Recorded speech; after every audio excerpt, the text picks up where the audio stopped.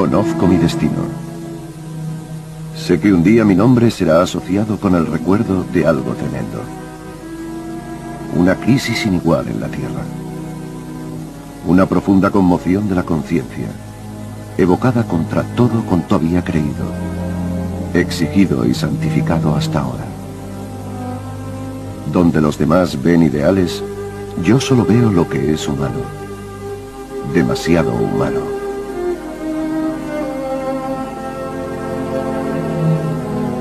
Estas son las palabras del visionario filósofo alemán Friedrich Nietzsche. La crisis que predice era la de la fe religiosa que estallaría en Europa a finales del siglo XIX. Nietzsche fue el primer pensador en darse cuenta de que la muerte de Dios daría lugar a algo totalmente nuevo en la historia del ser humano. La idea de la libertad absoluta del hombre como una medida del universo. Lo que estaba describiendo no eran más que los dolores del nacimiento del mundo moderno.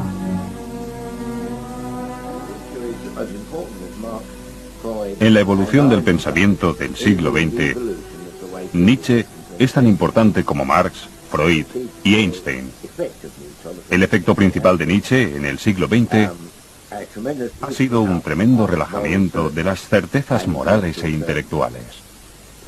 La gente ya no sabe distinguir entre el bien y el mal, entre lo que está bien y lo que está mal. Dios ha muerto. Y Dios sigue muerto, porque nosotros le hemos matado. ¿Cómo podemos nosotros, los asesinos de todos los asesinos, encontrar consuelo? Lo que era más sagrado y más poderoso de todo cuanto el mundo haya poseído, ha muerto desangrado ante nuestros propios ojos. ¿Quién limpiará la sangre de nuestras manos? Hasta entonces la Iglesia había sido el árbitro de la moral, el guardián de la moralidad. La idea de que no existe una verdad fija con V mayúscula nos puede parecer muy normal en el siglo XX, pero Nietzsche fue un pionero en esta forma de pensar. En la actualidad nos parece muy sencillo porque creo que la mayoría hemos aceptado más o menos la idea de que no estamos determinados por fuerzas exteriores y de que la vida está ahí para aprovecharla, que tomas tus propias decisiones, que te desarrollas gracias a tu propio esfuerzo. Considero a Nietzsche como el primer filósofo punk. Lo imagino en el Panteón con un piercing en la nariz y señalando con dos dedos hacia arriba, hacia el panteón filosófico. Y eso es un aspecto muy positivo, por así decirlo. Y paradójicamente, a pesar de su nihilismo más aparente, también me parece el más positivo de los pensadores, porque incita a la gente a pensar de esa forma. Su filosofía no es una guía para que pienses como él, sino una guía para que pienses por ti mismo.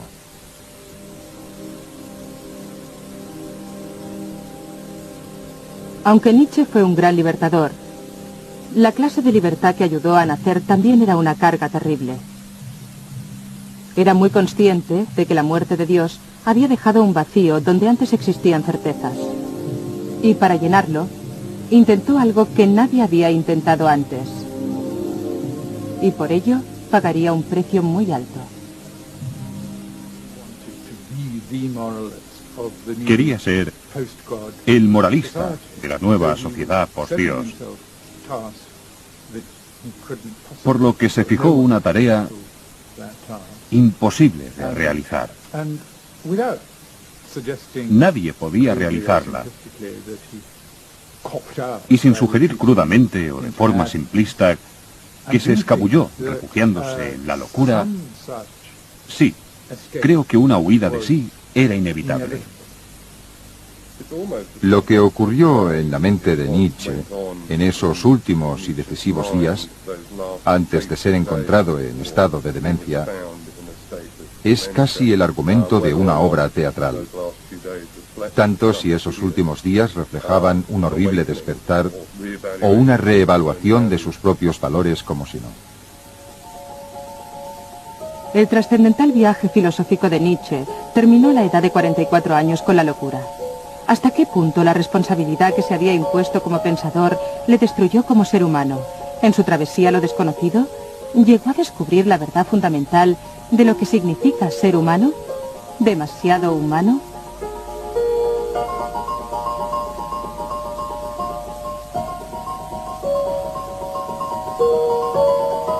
Cuando uno ha alcanzado la madurez, solo se recuerdan los momentos verdaderamente notables con relación a la niñez.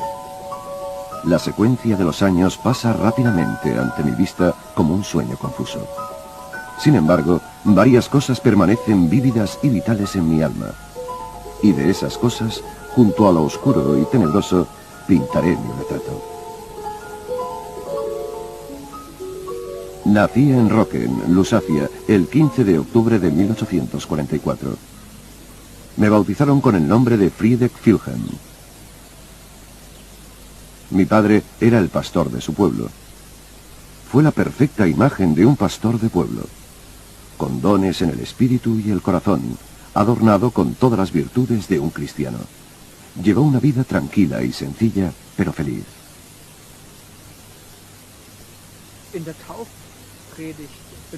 Durante el sermón de su bautizo, su padre preguntó: ¿qué creen que será de este niño pequeño? ¿El bien o el mal? Y describió todas las cosas que podían pasarle a un niño pequeño.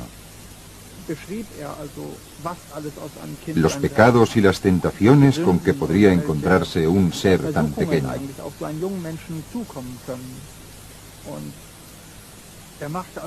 Al hacerlo, estableció una dicotomía radical entre el bien y el mal. Mucho más tarde, Nietzsche escribió un libro que tituló Más allá del bien y del mal. Y durante toda su vida intentó difuminar esta oposición radical, relacionando el bien con el mal, para que así fuesen dependientes el uno del otro. Seguramente, la infancia de Nietzsche fue la época más feliz de su vida. Cuando tenía 2 años, nació una hermana, y un año más tarde, un hermano.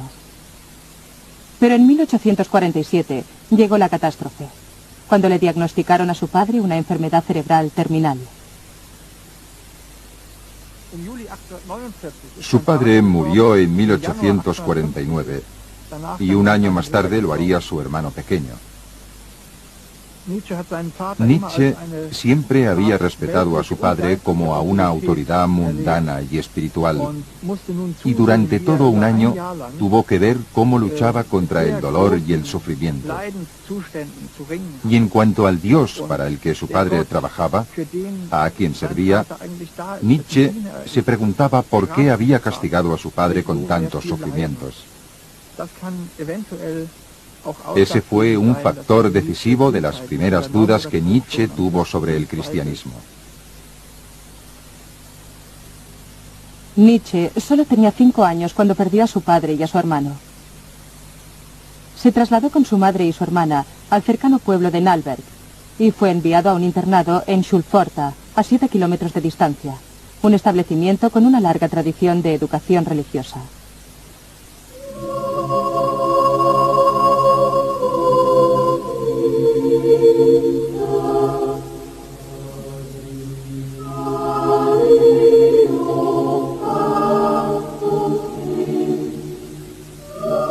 Cuando nos trasladamos a Nalberg, empecé a mostrar mi carácter. De muy joven había experimentado una considerable tristeza y dolor, por lo que no era tan alegre y alocado como normalmente lo son los niños. Mis amigos del colegio se burlaban de mí debido a mi seriedad. Desde la niñez buscaba la soledad y me encontraba mejor siempre que pudiera entregarme a mí mismo sin ser molestado.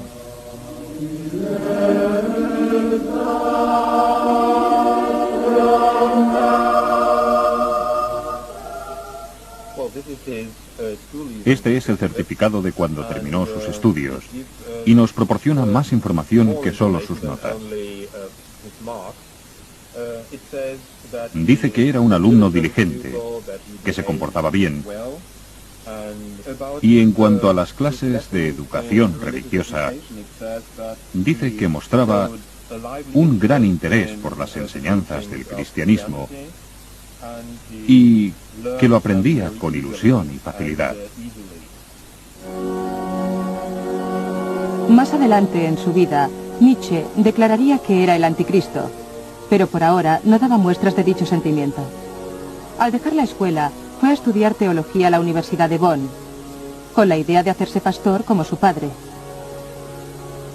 Pero el domingo de resurrección de 1865 se negó a comulgar con su familia en la iglesia de Nalberg. Ese mismo año, abandonó su vocación religiosa para estudiar filosofía clásica. En una carta a su hermana Elizabeth, le explica sus razones. Te escribo esto, querida Elizabeth, solo para contrarrestar las pruebas más comunes de los creyentes. Toda verdad es infalible. Cumple lo que el creyente espera encontrar en ella, pero no ofrece el más mínimo apoyo para establecer una verdad objetiva. Aquí, los caminos del hombre se dividen. Si quieres alcanzar la paz y la felicidad, ten fe. Si quieres ser un discípulo de la verdad, búscala.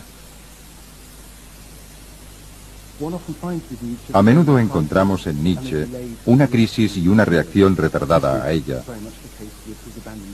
Y este también es el caso del abandono de la religión, por lo que el anticristo, que es su expresión más explícita contra el cristianismo y contra la religión en general, llega 20 años después de que haya abandonado la fe.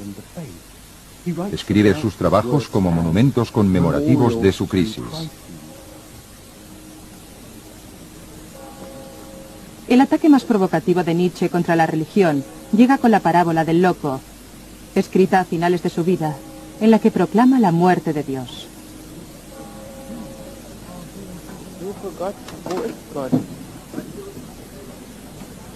¿No han oído hablar de ese loco que a primeras horas de la mañana encendió una linterna y se fue corriendo a la plaza del mercado gritando sin cesar?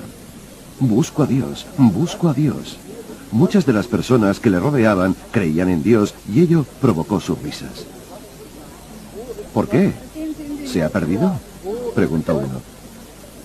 ¿Ha perdido el camino como un niño?, preguntó otro. ¿Se ha escondido? El loco saltó entre ellos y los atravesó con su mirada. ¿Dónde está Dios?, gritó. Yo os lo diré. Lo hemos matado, vosotros y yo. Todos nosotros somos sus asesinos.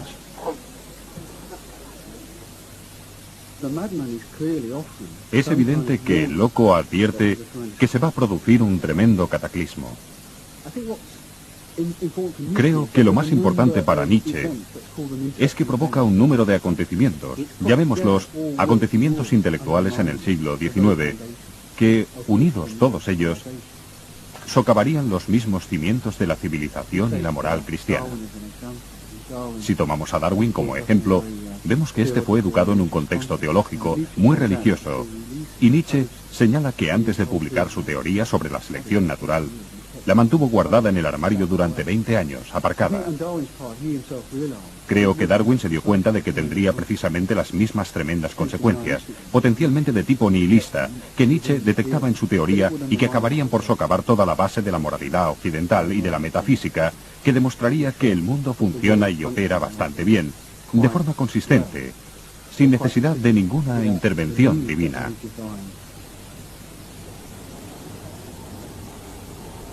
En 1869, 10 años después de que Darwin publicara El origen de las especies, Nietzsche fue nombrado profesor de filosofía clásica en la Universidad de Basilea. Se había liberado de las trabas del cristianismo, pero ahora buscaba algo con que reemplazarlo. Sin la sanción o el castigo divino, el sufrimiento humano era incomprensible. Nietzsche buscó la respuesta en la filosofía y encontró la doctrina del pensador ateo alemán Arthur Schopenhauer.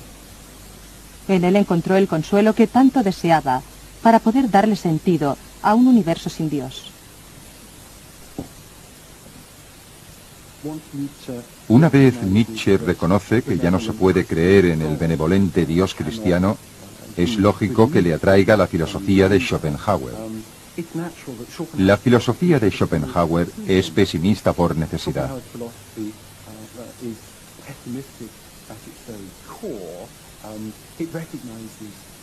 Reconoce que la experiencia humana no es en general muy agradable y que existen ciertas formas para poder acomodarnos a esta verdad, a la que Nietzsche se refiere en su primer libro, El origen de la tragedia, la verdad de Salinas, que lo mejor sería no haber nacido y que lo mejor después de eso es morir pronto.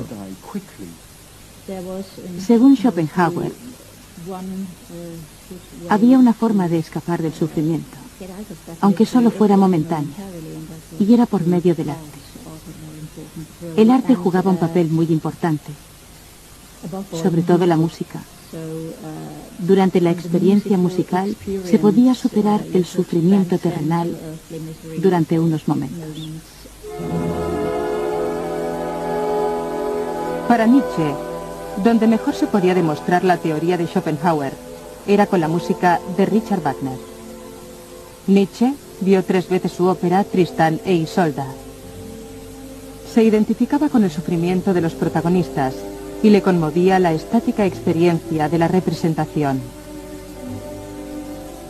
Wagner se convirtió en la figura del sustituto del padre para Nietzsche, quien en 1870 lo visitaba frecuentemente en su casa de Tribschen, en el lago Lucerna. En el arte del compositor, Nietzsche vio la posibilidad de un renacimiento de la cultura europea, basado en el modelo clásico griego de la tragedia. La obra de Nietzsche, El origen de la tragedia, fue inspirada en gran manera por Wagner, y en ella sostiene que la música de Wagner representa un ideal precristiano, simbolizado por el dios griego Dionisio.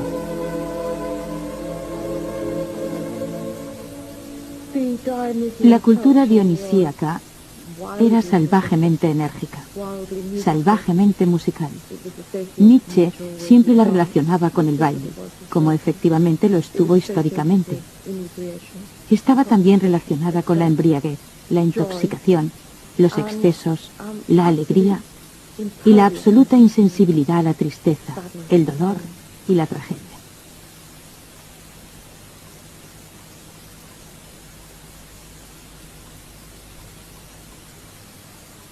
A medida que se iba debilitando por las enfermedades crónicas, Nietzsche fue buscando una respuesta filosófica al sufrimiento de la existencia.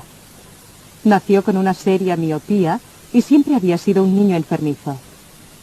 Durante la guerra franco-prusiana contrajo disentería y difteria mientras servía de ayudante médico, y se cree que contrajo la sífilis en un burdel en su época de estudiante.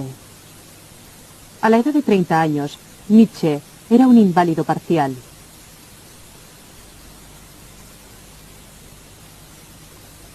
Cada 2 o 3 semanas paso 36 horas en la cama. Un auténtico tormento. Tal vez esté mejorando gradualmente, pero este invierno ha sido el peor. No dejo de pensar en el esfuerzo que representa pasar el día, y cuando llega la noche no queda ningún placer en la vida. Me sorprende lo difícil que resulta vivir.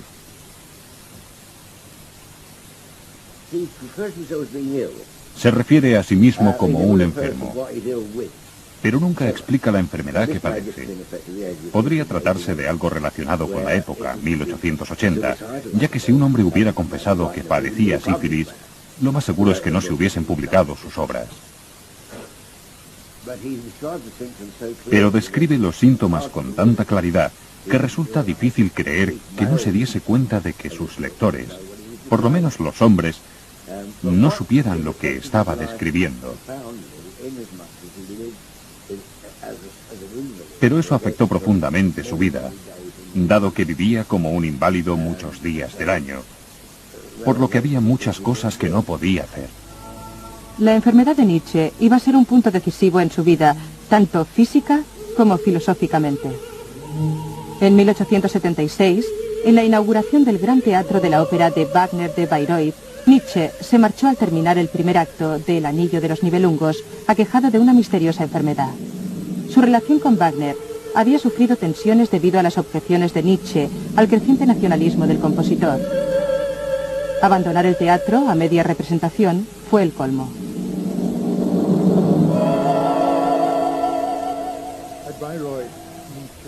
En Bayreuth, Nietzsche sintió literalmente náuseas, y dichas náuseas fueron un punto decisivo y un símbolo. Evidentemente, un símbolo físico que expresaba un estado psicológico. No podía soportar la falsedad del entusiasmo, la reverencia que Wagner imponía y con la que disfrutaba. Le daba náuseas. Tenía que marcharse. La rotura con Wagner era inevitable. No podía decir, lo siento mucho, maestro, no me encontraba bien. Wagner no perdonaba algo así. Su salud se había deteriorado y creo que necesitaba de la filosofía, de su propia filosofía para enfrentarse a la vida, a sus problemas. Y la salida de Schopenhauer y Wagner, la salida momentánea de la música, ya no era suficiente para él. Dejé de ser pesimista en los años en que mi vitalidad era más baja. El instinto de autorrestauración me prohibió una filosofía de la pobreza y el desaliento. De hecho, así es como me parece ahora ese largo periodo de enfermedad. Descubrí la vida de nuevo, incluyéndome a mí mismo, por así decirlo. Dediqué mi voluntad a la salud, a la vida, a una filosofía, a la voluntad de poder. En algún lugar dice, vosotros mismos sois esa voluntad de poder. Y creo que, en último término, Nietzsche pensó que la tarea era cuestión de autodominio, es decir, de adquirir una especie de conocimiento de sí mismo que no fuera meramente intelectual o abstracto, porque para Nietzsche todo conocimiento tiene sus raíces en el cuerpo. Por lo que para él, el autodominio implica adquirir tantos conocimientos como sea posible sobre el cuerpo humano, del cuerpo de uno mismo, de su fisiología y de su psicología. Creía que una de las grandes influencias del cristianismo había sido desterrar el cuerpo de la cultura. Llegó a sugerir que tal vez toda la filosofía occidental fuera un concepto erróneo del cuerpo, y consideraba que nuestra naturaleza física y nuestra naturaleza psicológica guardan relación con nuestra forma de pensar. Y creo que la frase la voluntad de poder, die Wille zum Machen, en alemán, puede leerse en términos de esta idea de hacerse a uno mismo. Y lo que podríamos considerar como parte de su legado al siglo XX es la institucionalización de hacerse a uno mismo como terapia. Creo que este es un aspecto pionero de su trabajo que nos lleva a Freud. Quiero decir que, discutiblemente, sin Nietzsche no hubiera existido Freud. La nueva filosofía de Nietzsche dio lugar a la publicación de Humano demasiado humano, subtitulado Un libro para los espíritus libres. Comenzado en la soledad de la campiña suiza, era tanto una obra de psicología como de filosofía. Fue la primera gran declaración de individualidad de Nietzsche y desafiaba a la humanidad a pensar por sí misma. Lo escribió en cortas ráfagas aforísticas mientras daba largos paseos, un método de trabajo que seguiría el resto de su vida. Y adelante, por un camino de sabiduría, con paso firme, con enérgica confianza. Seas como seas, sé tu propia fuente de experiencias. Deshazte del descontento acerca de tu naturaleza. Perdónate a ti mismo. Lo tienes en tu poder, mezclado con lo que has vivido. Tus comienzos en falso, errores, engaños, pasiones, tus amores y tus esperanzas. Tu propia meta, sin sobrarte nada. Se había librado de las trabas de las antiguas tradiciones y de opiniones que no eran suyas. Y para el espíritu libre significaba estar dispuesto y poder y atreverse a tener nuevas perspectivas y a cuestionar continuamente las propias opiniones y a ser lo suficiente imparcial como para encontrar el propio camino.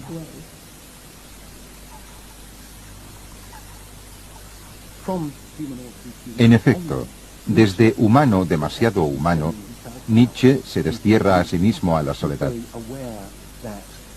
Es muy consciente de que el libro es muy polémico y de que al publicarlo, en 1878, se está aislando de muchos de sus amigos. El mismo Wagner vio el libro como una prueba de la inestabilidad mental de Nietzsche, por lo que éste se encontró cada vez más aislado.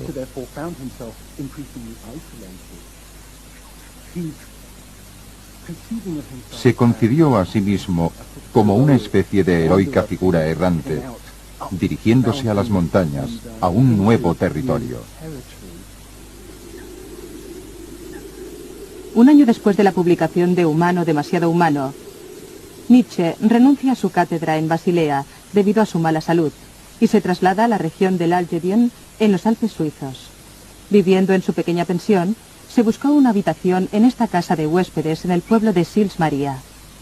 Durante los siguientes 10 años, pasaría los veranos aquí y los inviernos en la Riviera francesa o en la Riviera italiana, trasladándose según los cambios climáticos para adaptarlos a su salud. Le encantaba el aire fresco o enrarecido y el frescor en verano. Parece que ese era el clima que más le agradaba, ya que creía que así podía pensar con mayor claridad. Encontró lo que estaba buscando en su prosa. Me refiero a que utilizó metáforas, ya que estaba buscando algo duro y no susceptible a las emociones humanas. Así que en las montañas encontró la imagen de un mundo en el que las emociones humanas eran insignificantes.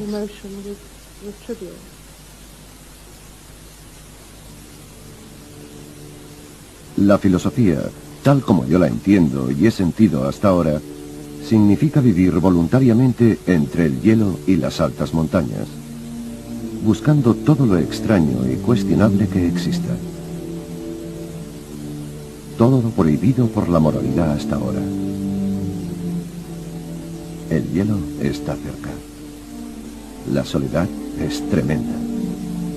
Pero ¿con qué sinceridad se ven las cosas bajo la luz? ¿Con qué libertad puede uno respirar? ¿Cuánto de lo que se siente yace debajo de uno mismo?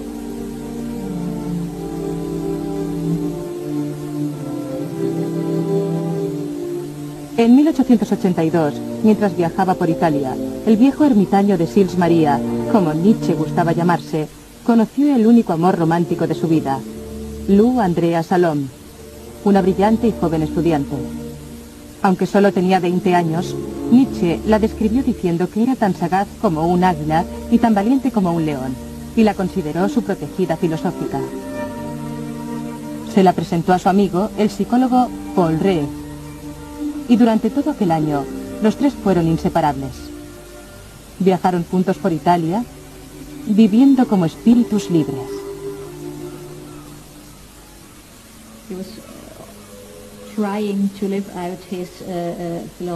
Intentaba vivir su filosofía con unos compañeros.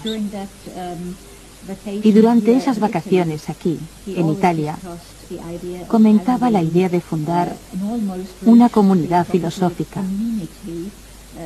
casi religiosa, en un viejo monasterio o algo parecido. Era una de sus fantasías. Creo que no solo veía a Lou como la compañera ideal de dicha comunidad de eruditos, sino que se sentía atraído hacia ella como mujer. Nietzsche propuso en matrimonio a Lou Salomé, quien no quería casarse con él ni con nadie. Y llegó a proponer un ménage à trois con él y Rey. Poco después, se reunieron de nuevo en Leipzig, y luego Rey y Lou Salomé se marcharon. A medida que iba pasando el tiempo, Nietzsche se iba dando cuenta de que le habían abandonado. Estaba hecho una furia. Se odiaba a sí mismo, y sus cartas, en esta época, son muy convulsivas. En una de ellas dice: «Solo siento desprecio por parte de todos los que me conocen ahora». Era evidente que durante un tiempo se había vuelto loco. Este último bocado de la vida ha sido el más difícil de masticar, y aún es posible que me atragante con él. He sufrido con los recuerdos humillantes y atormentadores de este verano, como si hubiera sido un ataque de locura. Tengo que utilizar hasta el último gramo de mi autodominio. A menos que descubra el truco alquímico de convertir esta porquería en oro, estoy perdido. Escribió: si no soy capaz de convertir toda esa porquería en oro, estoy acabado. Con esa porquería se refería a su estado mental y emocional. Y lo hizo al escribir Así hablaba Zaratustra. Zaratustra es un personaje de ficción, aunque toma prestadas la mayoría de sus características del propio Nietzsche. Cuando Zaratustra tenía 30 años, se marchó de su casa y se fue a las montañas. Allí disfrutó de su espíritu y de su soledad, y durante 10 años no se cansó de ello. Pero al fin, su corazón cambió de parecer, y una mañana se levantó al amanecer. Se puso ante el sol y le habló de este modo. Fíjate bien, estoy cansado de mi sabiduría, como una abeja que ha reunido demasiada miel. Necesito manos extendidas para recibirlo. Así hablaba Zaratustra es la obra de un hombre aislado, y ello es evidente en la figura de Zaratustra, que tantos problemas tiene para encontrar discípulos. En el primer libro, predica a la gente del pueblo, al que ha descendido desde su solitaria montaña, y descubre que no quieren escucharle.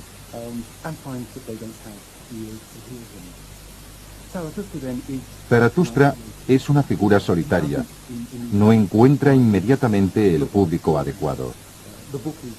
El libro es, de algún modo, una búsqueda para encontrar al público adecuado y una búsqueda por parte de Zaratustra para averiguar cuál es su tarea.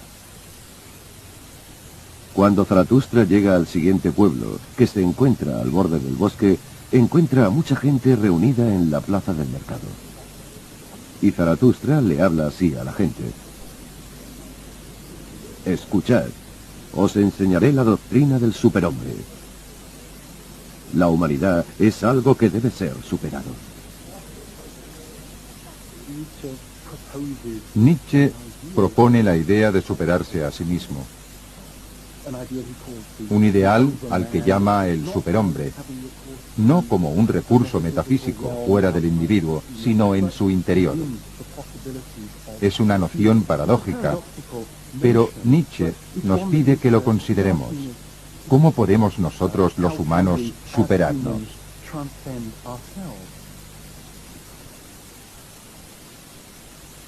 La idea del superhombre tiene su origen en la batalla que libró Nietzsche para conseguir el dominio de sí mismo.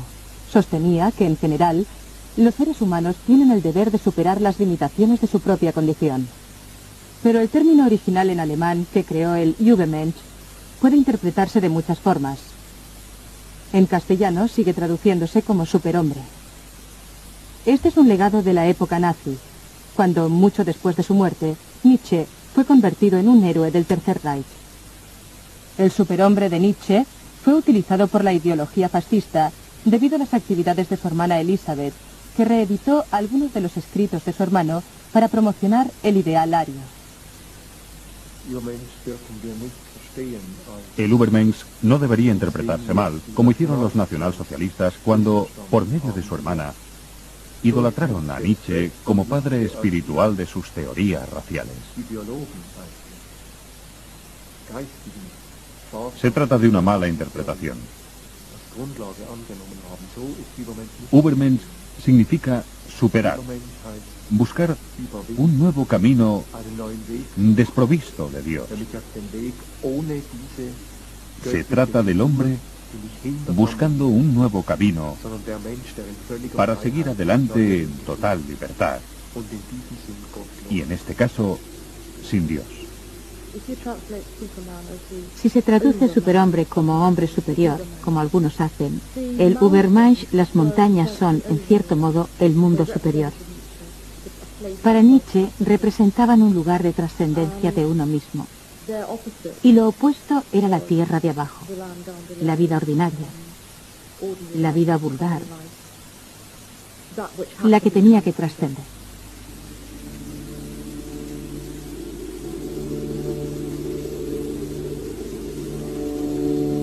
Soy un viajero errante y un escalador de montañas, dijo Zaratustra a su corazón. Lo que regresa, lo que finalmente vuelve a mí, es mi propio ser. Ay de mí, he iniciado mi paseo más solitario. Pero quien quiera que sea como yo, no puede escapar a dicha hora. La hora que le dice, solo ahora sigues el camino a la grandeza. Cumbre y grandeza están ahora unidos, ya que todas las cosas son bautizadas en una fuente de eternidad y están más allá del bien y del mal. Al concebir un mundo más allá del bien y del mal, más allá de las efímeras preocupaciones de la condición humana, Nietzsche trasciende la porquería, como la llama él, de su propia experiencia vital y la convierte en oro filosófico. Pero ahora, viviendo virtualmente en absoluta soledad, en Sils Maria, sacrifica todo contacto humano en aras del mundo de su propia imaginación. La filosofía se ha convertido en su consuelo por una vida de decepciones y una soledad muy arraigada. Mi principal artículo de fe es que uno puede florecer entre gente que comparte idénticas ideas y una voluntad también idéntica. Yo no tengo ninguna. Esa es mi enfermedad. Si, adoptando una costumbre popular, recomiendo a Schopenhauer o Wagner a los alemanes, o conjuro a Zaratustra, estos son mis remedios. Sobre todo son escondites en los que puedo perderme durante algún tiempo.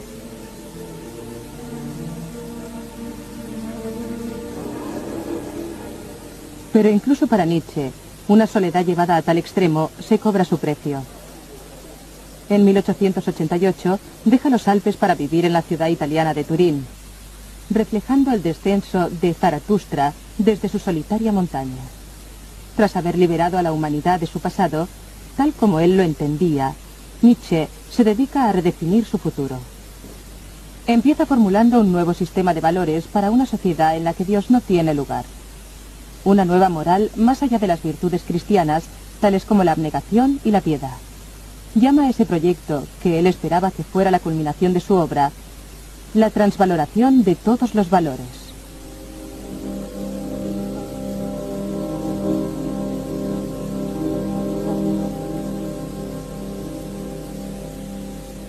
¿Qué es el bien?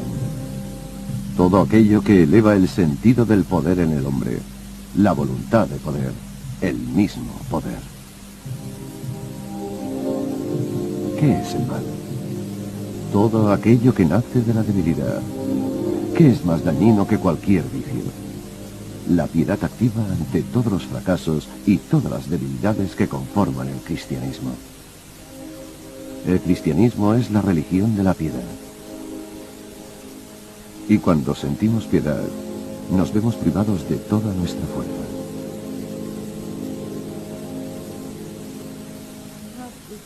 Tenía grandes planes de transvalorar todos los valores. Ese era su proyecto. Y las obras que escribió, El Anticristo y El Ocaso de los ídolos, formaban parte de dicho proyecto. Pero creo sinceramente que él sabía que se le acababa el tiempo. He encontrado ciertas pruebas que me sugieren que era consciente de su incapacidad, de la naturaleza de su enfermedad y que pensaba en su propia mortalidad. Es un hombre que murió joven y que había pasado la mayor parte de su vida muriéndose, por lo que es comprensible que se impregnara de pesimismo y que tuviera la tendencia a alinearse extrañamente con la muerte de la misma cultura que describía. Y de una forma curiosa, para él, las dos cosas se convertían en una sola cosa. Y por eso le encontramos afirmando la reevaluación de todos los valores, cosa que afirma haber escrito en su último libro, Ecce Homo, un título previsto para una obra de 5 volúmenes que, por supuesto, nunca escribió. De ahí su pesimismo al no poder realizar lo que era, después de todo, la destrucción sistematizada de los sistemas, y ese era su objetivo.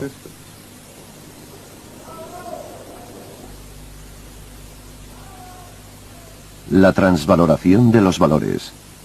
Esa es mi fórmula para el acto de un reexamen supremo por parte de la humanidad. El destino ha querido que yo fuera el primer ser humano decente.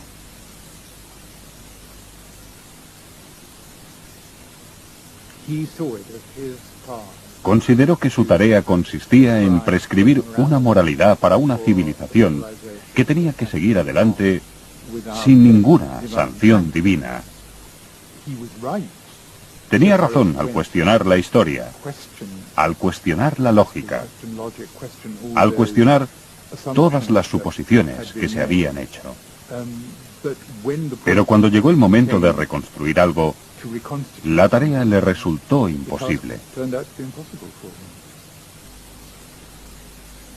Tenía una inteligencia maravillosa, absolutamente maravillosa, pero esa misma inteligencia maravillosa le llevó a un callejón sin salida.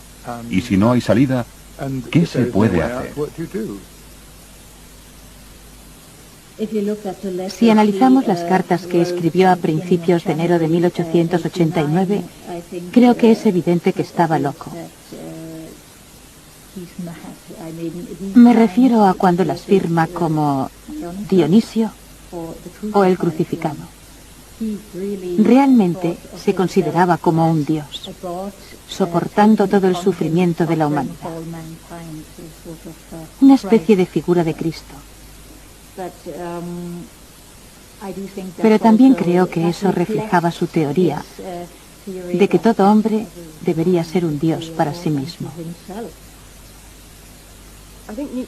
Creo que Nietzsche comprendió el desafío del ser humano en una frase muy sencilla. Decía que la condición humana era Zwischentier und Übermensch, es decir, algo entre el animal y el superhombre. Y ese es el desafío de la condición humana. Lo que cada uno hace, por así decirlo, con su dote como animal. ¿Hasta dónde puedes llegar en el camino para convertirte en un dios? En enero de 1889, Nietzsche sufrió un ataque en una calle de Turín, abrumado de alguna forma por la simpatía que sintió hacia un caballo que, tal vez debido a una sobrecarga, había resbalado en el hielo. El caballo se cayó y Nietzsche se acercó a él y lo abrazó. Nietzsche era conocido como un filósofo opuesto a la piedad. Pero fue capaz de expresar, en uno de sus últimos gestos al mundo, una profunda compasión por la condición humana que comparten los animales y los seres humanos. La última acción de cordura de Nietzsche fue afirmar su identidad, no como un dios, sino como un hombre lleno de debilidades humanas. Poco después de su ataque en Turín, fue trasladado a un asilo y luego de nuevo a casa de su madre en Alemania. Fue declarado clínicamente loco y pasó sus últimos años bajo el cuidado de su hermana Elizabeth en esta casa de Weimar. Elizabeth permitía que la gente fuera a ver a su hermano, al filósofo, como si se tratara del animal de un zoo. Y quién sabe, como alguien que estaba mentalmente en otro mundo. Se ha especulado mucho sobre la naturaleza de su enfermedad. Una parálisis progresiva que podría ser el resultado de una infección sifilítica. Pero hay ciertos detalles del diagnóstico que no encajan. Por ejemplo, el hecho de que viviera más o menos como un vegetal durante 11 años. Eso es mucho tiempo para alguien con una parálisis como la suya. Nietzsche murió en 1900 de un ataque de apoplejía. Durante los siguientes 30 años, Elizabeth controló el legado literario de su hermano, incluyendo su obra inconclusa, La transvaloración de todos los valores. editó secciones de esta obra junto a selecciones de sus notas no publicadas en una colección titulada La voluntad de poder. Por medio de este libro, intentó promocionar falsamente a Nietzsche como un pensador nazi. Cuando él murió, Elizabeth convirtió su casa en un santuario de Nietzsche para el culto a Nietzsche y el culto a su persona y a su filosofía. A muchos intelectuales nazis les gustaba venir aquí, incluso al Führer. Hitler vino en una ocasión. Ella se aseguró de que Nietzsche se convirtiera en el filósofo oficial del Tercer Reich, lo cual era absurdo, pues él odiaba toda clase de nacionalismos. Se podría decir que Nietzsche fue uno de los primeros y auténticos europeístas. Resulta muy difícil discutir la cuestión de la relación entre Nietzsche y el fascismo alemán. Es realmente doloroso ver lo cerca que parecía estar de afirmaciones como «soy dinamita y voy a hacer volar esta situación». Y no es difícil no verlo como un verdadero deseo de que eso ocurriera.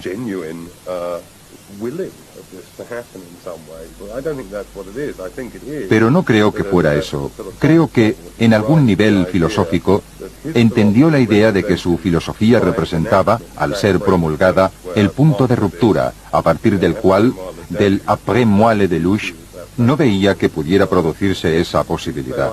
Parece irónico que Nietzsche fuera tomado como un prototipo de fascista, porque, por supuesto, él se muestra enfáticamente en contra de cualquier cosa que denigre al individuo de esa forma. Él dice que si no se puede vivir más allá de o por encima de la ley, la obligación del filósofo es cuestionar todos los valores, lo cual significa que si tienes que vivir fuera de o más allá de las reglas, dice que si no puedes hacer eso, si como filósofo esa tarea es demasiado grande, entonces se debe crear otra ley, o de lo contrario, buscar el refugio en la locura. Y es interesante cómo interpretaríamos el significado del descenso de Nietzsche a ese agujero negro de la locura. ¿Acaso esa carga, esa responsabilidad le resultó demasiado grande y se derrumbó bajo el mismo peso de las cuestiones que se planteó a sí mismo? Tal vez esas cuestiones sean demasiado grandes para ser consideradas o pensadas por un solo individuo.